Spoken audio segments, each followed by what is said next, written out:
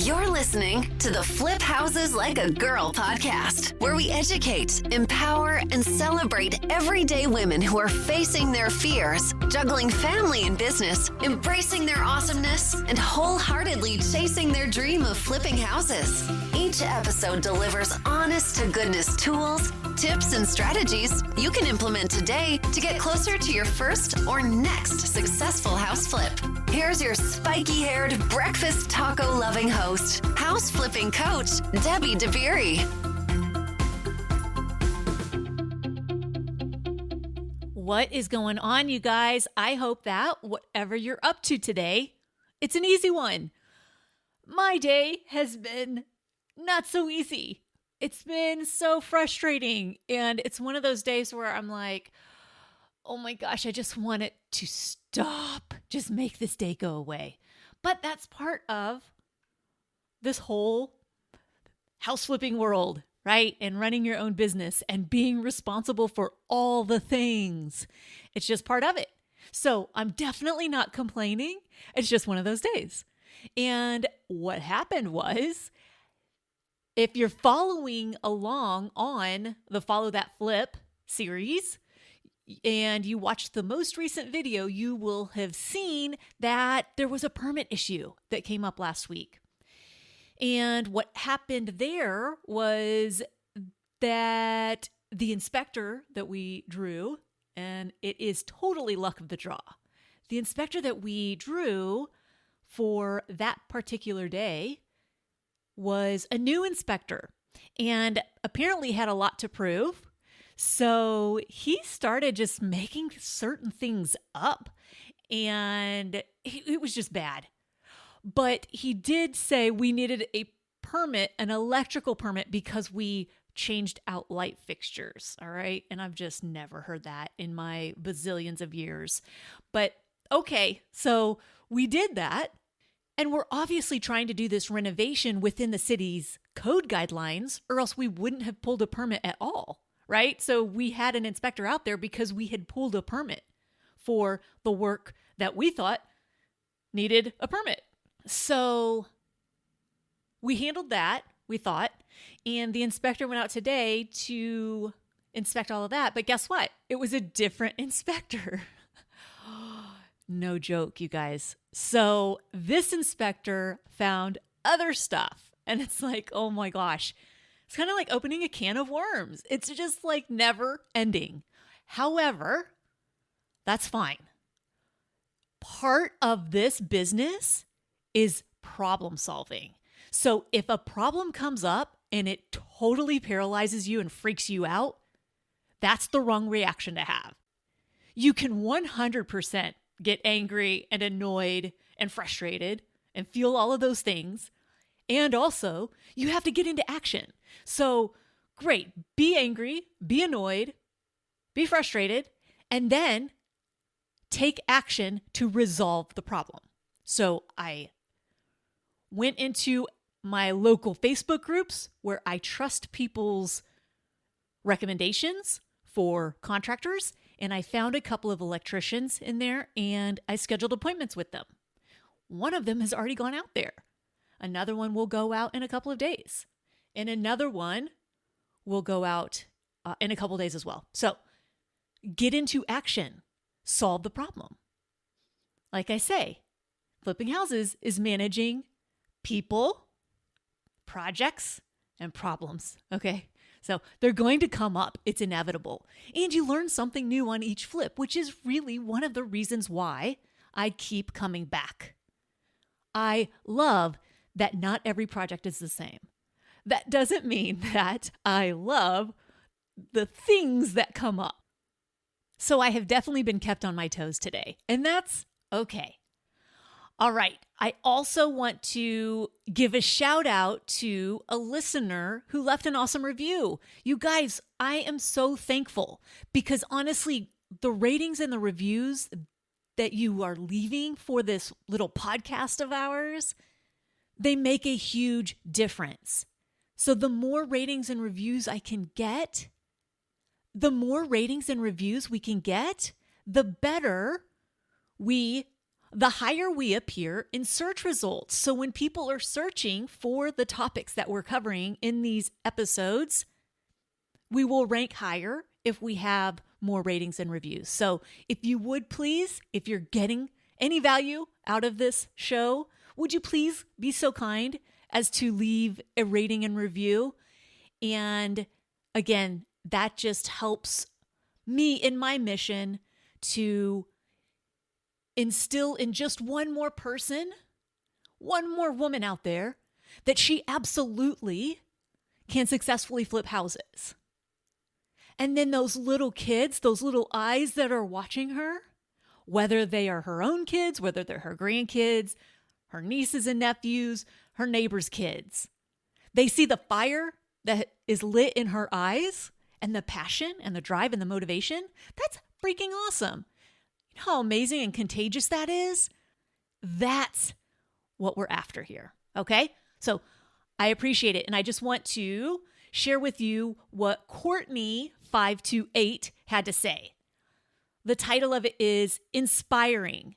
I've been thinking about flipping houses for a very long time, but I never knew how to get started without being rich. Debbie's podcast is exactly what I was looking for. Step-by-step and specific practical advice from somebody who has been there and succeeded. Courtney, thank you so much for leaving that review. I'm so grateful that you took the time to share this feedback with me. Thank you, thank you, thank you.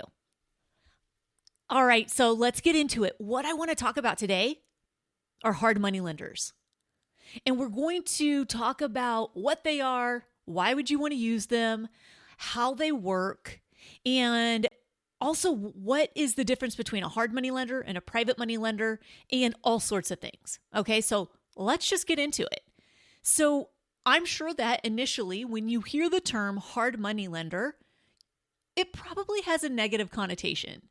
Either you've heard horror stories of predatory lending practices that happened years and years ago.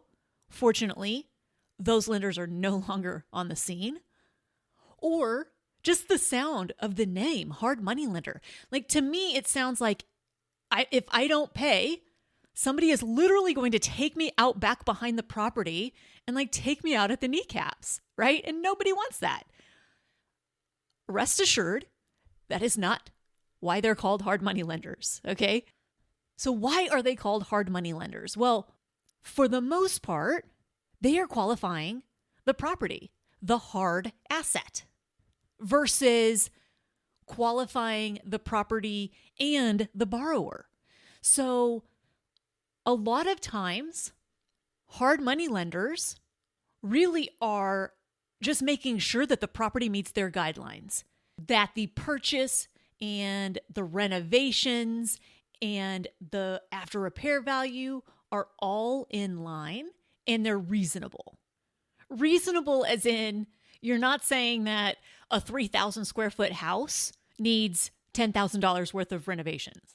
I mean, that's completely unreasonable. That's not realistic. So that's what I mean by reasonable. Okay. So the way they usually work their funding is they will have a certain amount of the ARV or the after repair value that they will lend. Okay. So if they will lend up to, let's just say they will lend up to 70% of the after repair value of the ARV of what the house will be worth once you're done with the renovations. Okay, that's what we're talking about when we say ARV. If they will lend up to 70% of that, and you can keep your purchase price and your renovations and even your carrying costs all underneath that 70%, then you can fund the deal in its entirety through hard money. Now, this day and age, it's harder to do that. It isn't impossible, but it's gotten a lot harder to do that. Let's just say that the house will be worth $100,000 when you're done, okay? If they will lend up to 70% of that, they will lend $70,000. So if the purchase price is, this is just for the sake of easy math in my brain, okay? If the purchase price is 40 grand, the renovations total, let's say 15 grand, and the carrying costs are another 10 grand, that's 65,000, right? 40, 15, 10. Yeah. Okay. Good job, Debbie. All right. So that's 65,000. Obviously that's less than the $70,000 that they will lend up to. Okay. So that's how they do the financing. That's how they work the numbers, and that's how they qualify properties and not necessarily borrowers. Now, when I say they don't qualify borrowers, it completely depends on who you're talking to, which hard money lenders you're talking to, and exactly what their requirements are. Their terms and their requirements vary lender by lender. That's why it is absolutely crucial that you speak with each one that you're interested in potentially working with and ask them all the very same questions. That way you're comparing apples to apples. Yes, there's that term that I've said before when I was talking about comps. It holds true for this too.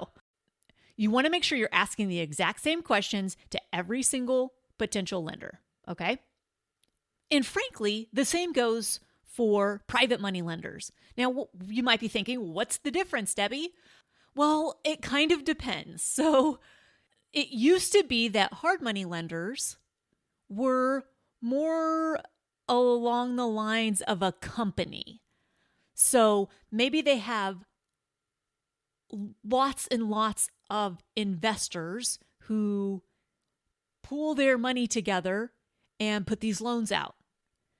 Whereas a private money lender was just like an average person that has money and wanted to invest it. Well, over time, those terms have become interchangeable, much like some other terms when it comes to talking about financing.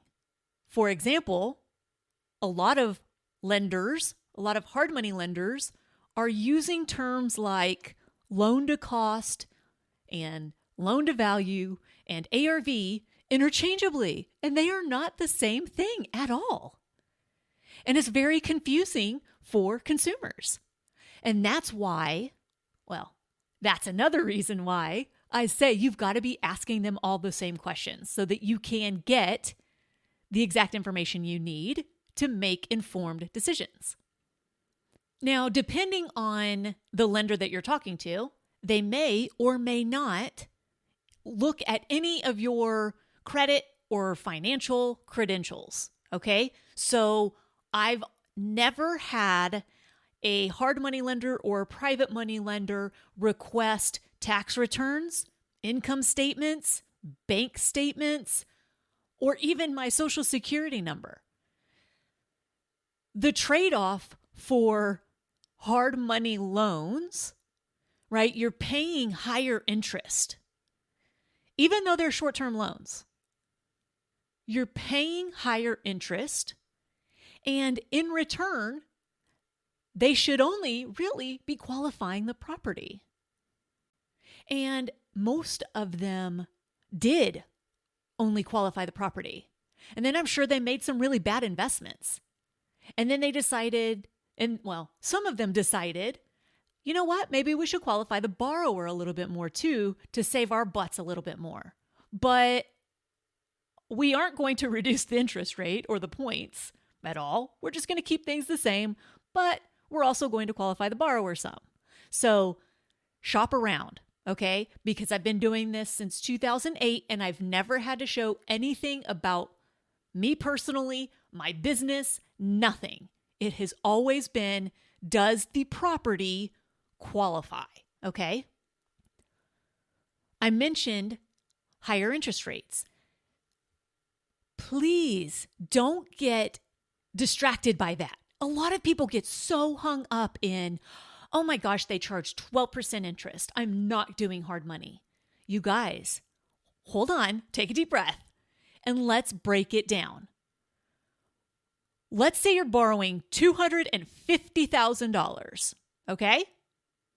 And your projected profit is, I don't know, let's just say $45,000. All right. You're borrowing $250,000. And if they charge 12%, that means it's 1% per month. So you're paying $2,500 a month. Okay.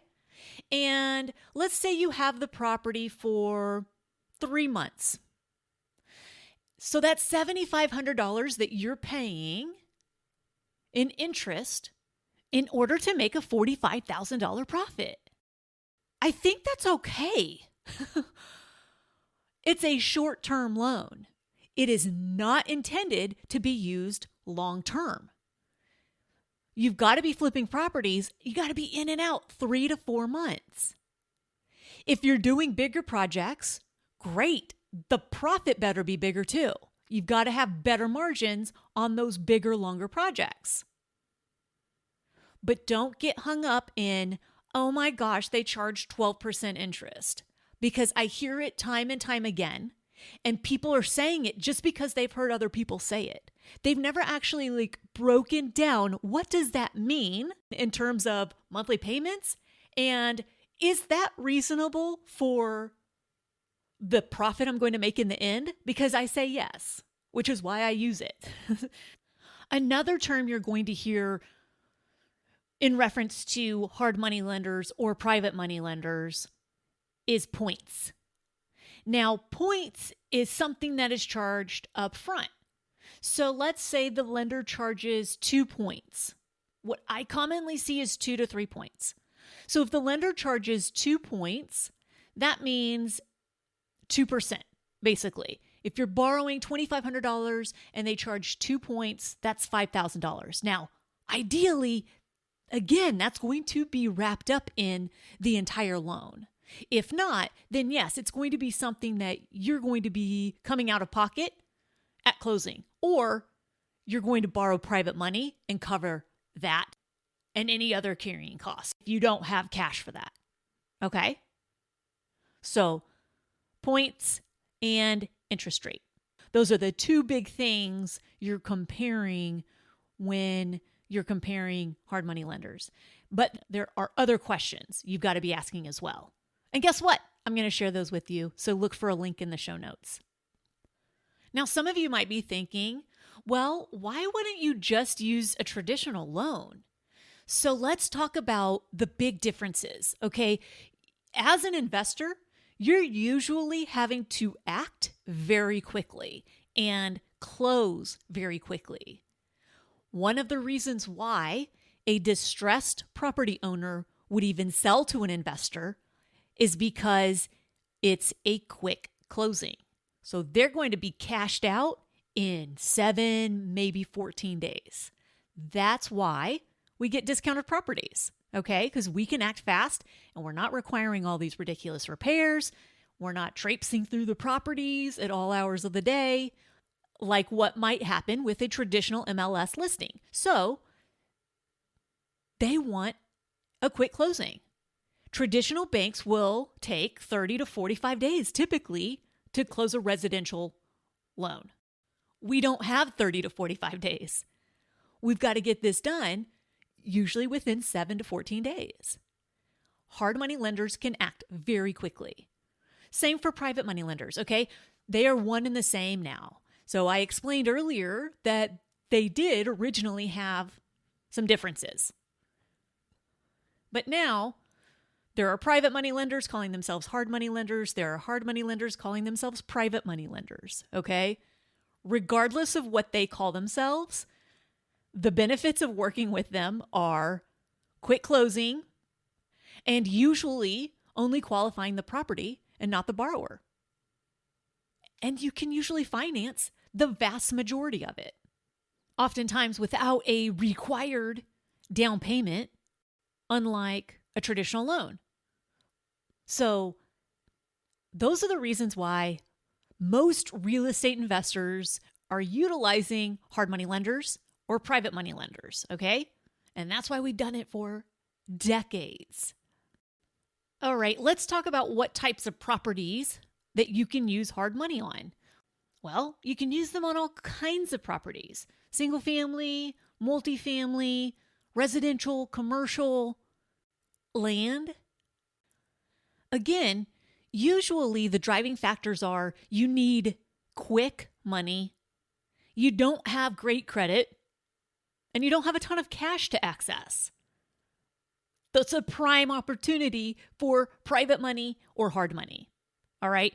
Now, they are not going to lend on an owner-occupied property. Okay. They are going to lend on specifically on investment properties, vacant investment properties.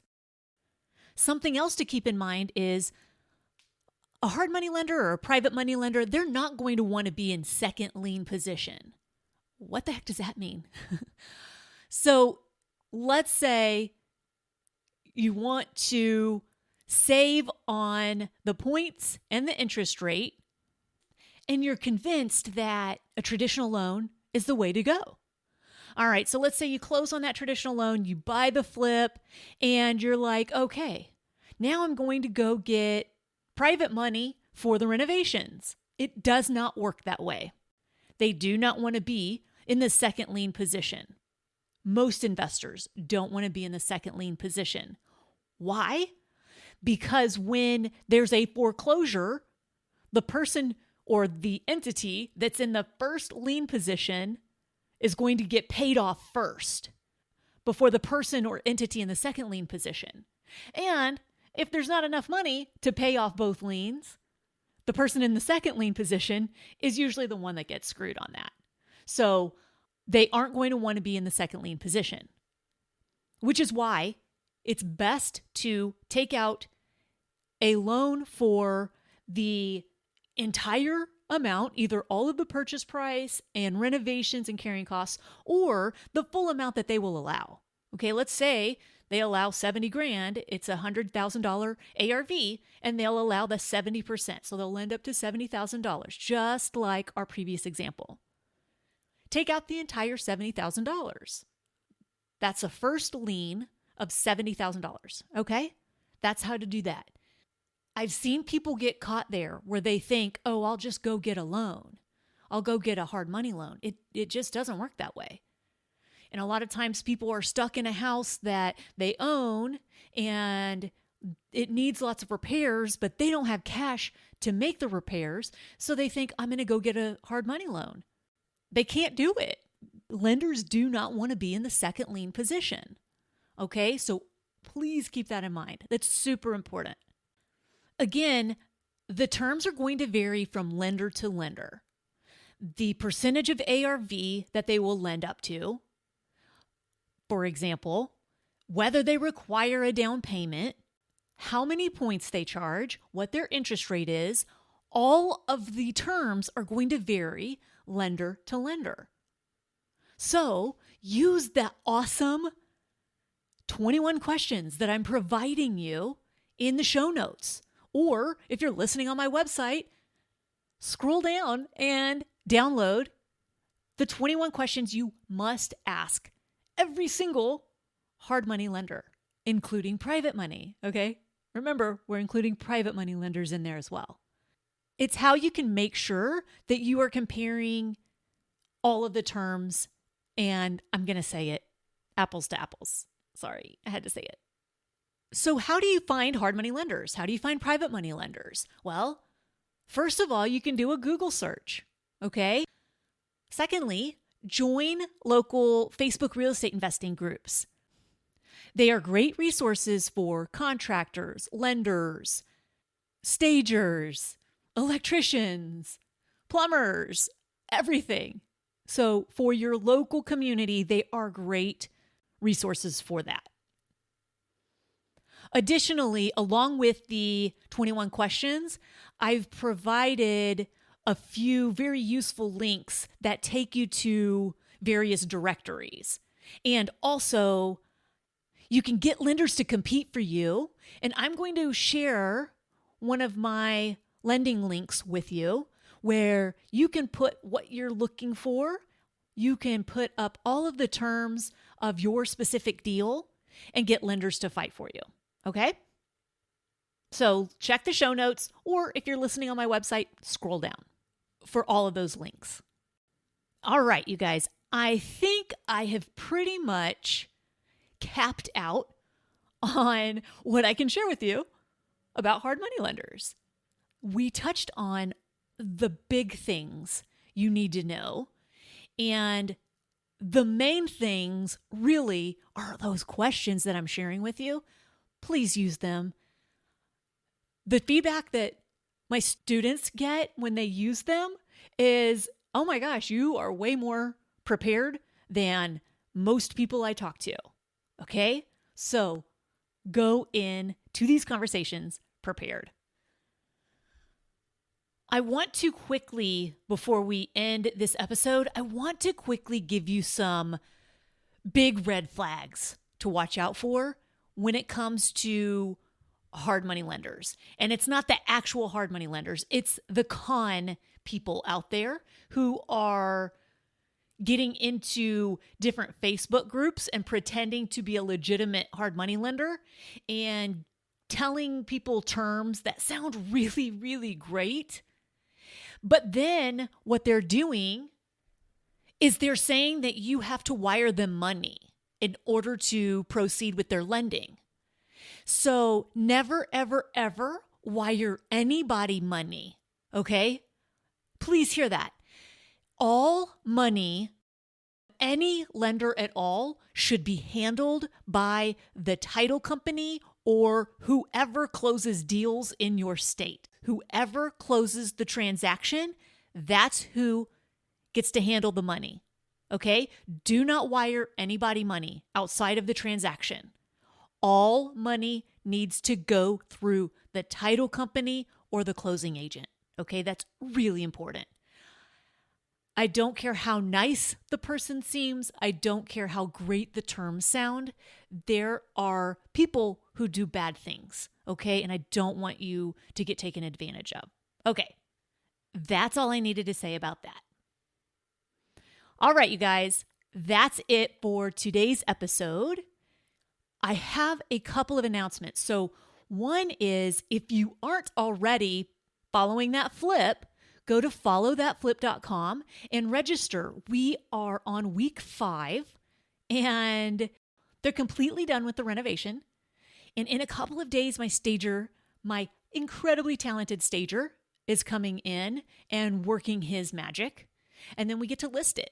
So super exciting things are happening there. If you're not already, follow it, because I'm also sharing some really great tools with those who are registered for that video series.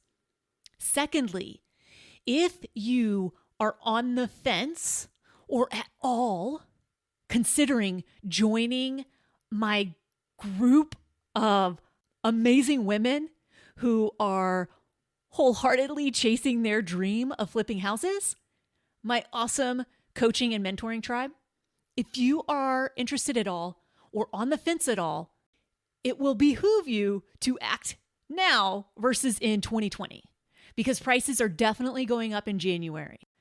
So if you want in on the #1 training, empowering, coaching, mentoring, and support program there is for women flipping houses, that's us. All right. Go to firstflipdoneright.com and then follow the 3-step process that is very clearly defined about how to learn with me and the tribe.